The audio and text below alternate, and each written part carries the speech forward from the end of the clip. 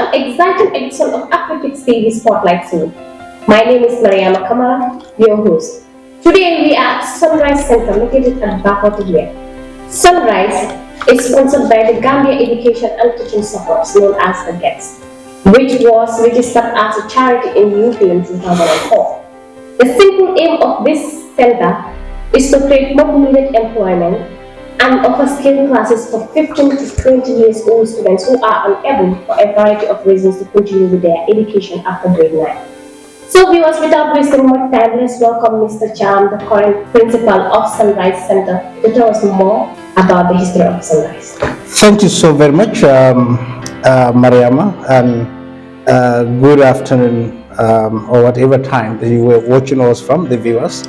Like I've said, my name is Cham, the current education director of Sunrise Education Center located in Bakote.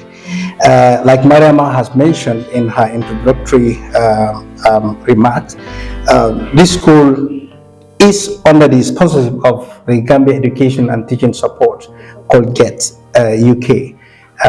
They've been doing this since 2004. It came as a result of an individual intervention through Francis Glynn that set up a charity called Gambia Tourism Support. Then it used to be GTS in 2004 that he did that when he came to Gambia on a holiday trip. And then from there, another charity was set up, the second charity, which is called Gambia Education and Teaching Support. Their main aim is to facilitate sponsorship programs and also oversee educational projects that are under these two charities, that is the Gambia Tourism Support and Gambia Education and Teaching Support. So basically, this is how it came about from 2004 to date. Yeah. So when was this center established? The center called Sunrise Education Center was established in 2010 when the charity from GTS was transformed to Gambia Education and Teaching Support through a group of trustees, and then the center was under the care of the Bakote community, and then the agreement was reached at between the World Development Committee of Bakote and the team called the Trustees, that are the one that are looking after the activities of the center. Then the center was renamed from the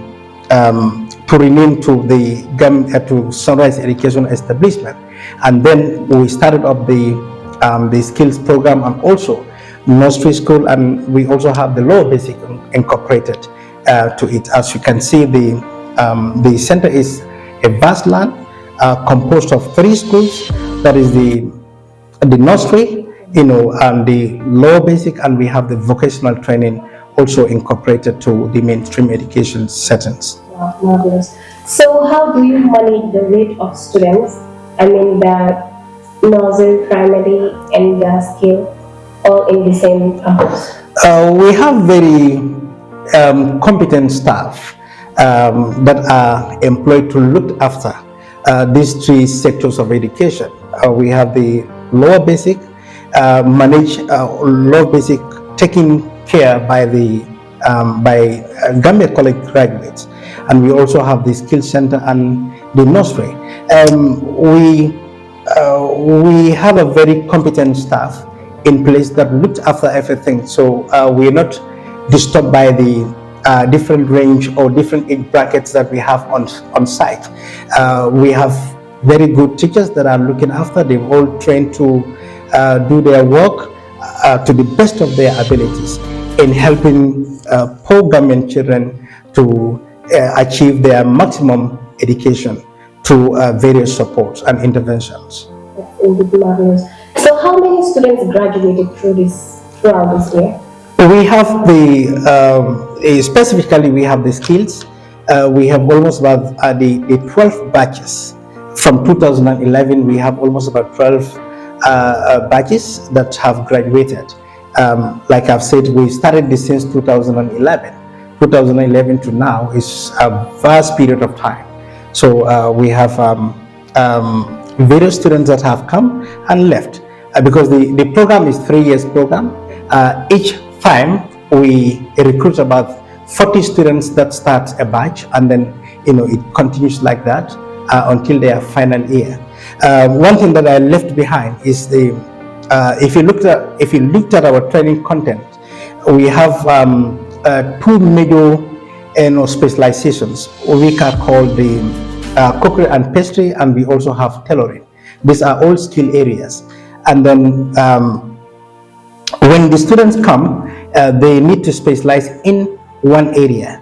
That is, the specialization will be ticked on the form, but that does not restrict them from doing all the subjects. They're going to do mathematics, they will do English, they will do tie and dye, they will do tailoring, they will do cookery and pastry. The reason being this is when the student graduates, at least you'll be able to pick job in one of these areas. If you couldn't get job in cookery and pastry, you'll be able to pick it up in tailoring. So that is the reason why we're doing what we are doing, and we enjoy doing it. And then our students are definitely doing great in the areas that they are placed currently. Marvelous. So, Mr. Cham, tell us your greatest achievements. Our greatest achievements are huge, but we will say that if you looked at our achievements so far, we have what we call the National Assessment Test that is being conducted by the Ministry of Basic and Secondary Education. Each year, our students sit to these exams, that is the grade 3s and grade 5. They come out with a very good results, and we believe that these are achievements, because if you want to measure the quality of what you teach, let it reflect on the performance of the students. And so far, what we've seen, our students never let us out. If you looked at our graph, if you look at the distribution of results, we always come out as not the best, but one of the best in the whole country.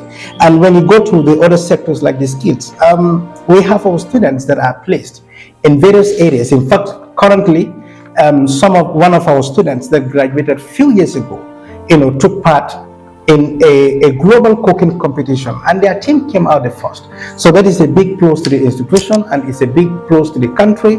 Again, our students that are our products, our students are doing good in all sectors. They are entrusted with the responsibility to manage their institutions, and they are doing well. They're trying to they're trying to do the best to ensure that the growth is ensured within the sector that they manage, and we will associate that to be our achievement. Yeah, amazing. So when was this center bringing from Gets to Sunrise Center? Like I've said before, it was in 2010 when the charity, which is the Gambia Tourism Support, was renamed. These things have been changed because the founder, which was Francis Glynn, passed away in 2010, and unfortunately, the work that he has started, the trustees, the group of trustees that looked after the charity, says he has started a good work, and we could not stop. We could not definitely see that die down. We have to at least maximize efforts to ensure that the project continues, and this what exactly happened. So when they engage the community, the Bakote community, this center was under the Bakote community, because us as the charity, we administer the school on behalf of the community, that is the Bakote community. So then we renamed the center to Sunrise Educational Establishment in 2010, when the new trustees take charge of the affairs of the charity. In fact, we are sponsoring, or we've sponsored almost about 500 students so far since the beginning of the charity. Our interventions are to help students, needy students, to continue with their education in order to reach the optimal level of performance in schools. And I think that's a great plus. That's a big plus on the shoulders of the trustees that are looking after this institution. Indeed, there's a good impact on the youth. So, how many courses do the students study in this center? Like we said, we're dealing with 3 institutions that are housed in one center. We go to the skills vocational training site, which is under the National Accreditation and Quality Assurance Authority, NACA. We are fully licensed.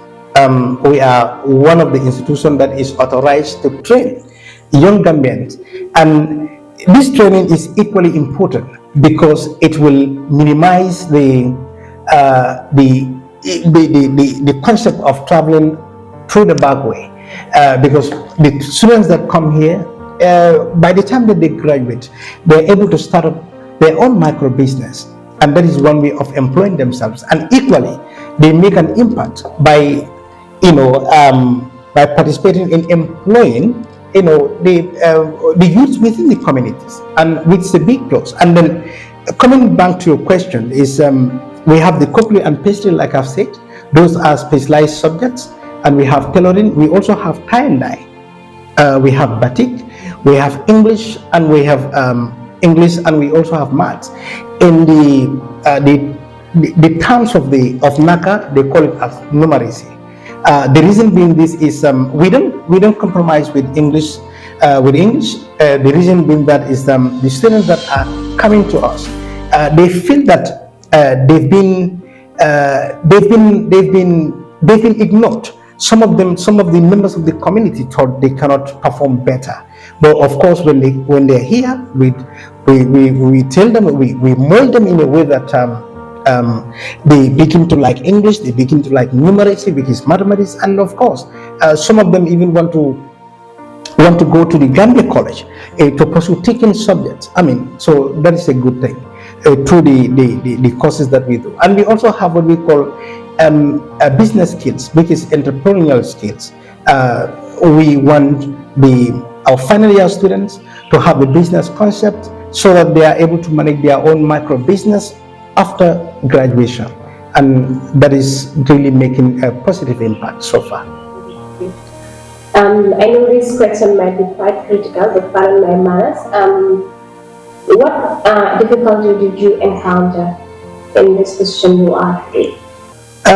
Thank you very much. The difficulty that I encounter, because almost anything that you do, it has to be positive and negative, and you cannot go without the negative things that are popping up, and then but you as the manager should be able to comport yourself to deal with those challenges. Some of the challenges that I faced so far is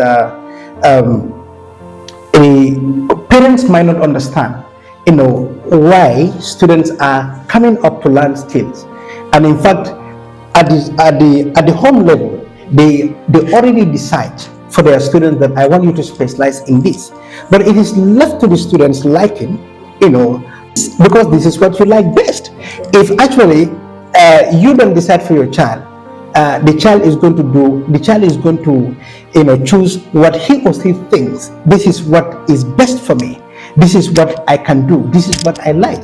But if you choose, the child will struggle in that particular field. So we are challenging parents to stop deciding for their children. Let them come and decide and pick the best course that they think would fit them. And another challenge is when we call for meetings. Sometimes you don't see parents, and you cannot go. We believe in what we call there should be an effective relationship between parents and teachers, so that issues that are identified to be problems can be addressed among us, because we are stakeholders. We, school, parents, and government, we all together, but we cannot do all these things alone. So we want parents to come up and support us what we do, and then together we can help their children grow in whatever field that they choose to pick for themselves. I will still have to emphasize on the challenges that we faced, or that I faced on this set. Parents will choose to delay the payment of fees, and if you looked at our fees here, parents pay 30% of the fees, and the charity because gets pay 70% of the fees. So that being the case, we don't expect parents to delay. And then we served, students deposit slip that is used to take to the bank before the term ends, and then we've also given them enough time to prepare themselves. But then you realize that sometimes it's a problem. The parents will delay, and we want to challenge the parents to help us pay the school fees on time. It is important. This is a good step to address the welfare of your children in school. So we don't expect the payment to be delayed from today, Mariam. I guess parents will be sensitized about their children's learning affairs, because most of the time when you call out parents to come to meeting, they will not be able to come home. They will be like, I'm busy, your father should attend, or the father will also take an excuse that he is busy too. So which is not a very good impact on their children. We should be able to help one another, like when the teachers and the parents come in combination, they will be able to help the children to grow. So, but then my last question is, what advice do you have for other principals in other training centers? Thank you so very much, Madam. The advice that I will have for my fellow principals in other schools is for them to exercise patience. We are dealing with children, we are dealing with adults, we are dealing with staff from all family backgrounds, all sorts of backgrounds. So what we do is we understand their individual differences, and then we act maturely in approaching those problems. And then also we need to take care of our temperaments. As a leader, you must not take your temper, before any other thing. You should be able to think wisely and make good decisions, decisive decisions in the best interest of the children, in the best interest of the parents, and in the best interest of the school. Because we are sitting on the seat of a trust, and we must not betray that trust by any means. And also, we should try to ensure that we are not bribed, we are not corrupt on the seat. We should try to make sure that the principles, the work ethic is respected, because we are governed by ethics, and these ethics should be our guiding principles, and we must not sway them by any way. And we should ensure that the parents, the value for the money is respected. We make sure that we engage our teachers to teach the students, because their parents paid their fees for them to be educated in school. So we must not compromise that, Mariama. Thank you so much, Mr. Cham. It's a great pleasure to have an interview with you. Well, viewers, thank you so much. This is what we have for you today. But before I go, I must emphasize on this. I urge each and every one of our youths out there thinking that your life has been started because of you are a school dropout. That's not a good mindset. Well, Sunrise is always here to give a helping hand. I guess you should trust and come here to learn about skills. To have your own skills, it's like being your own boss tomorrow.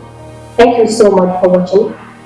Please don't forget to share, subscribe, and like as well. Thank you so very much, Mariama. I am happy being on this platform. Thank you.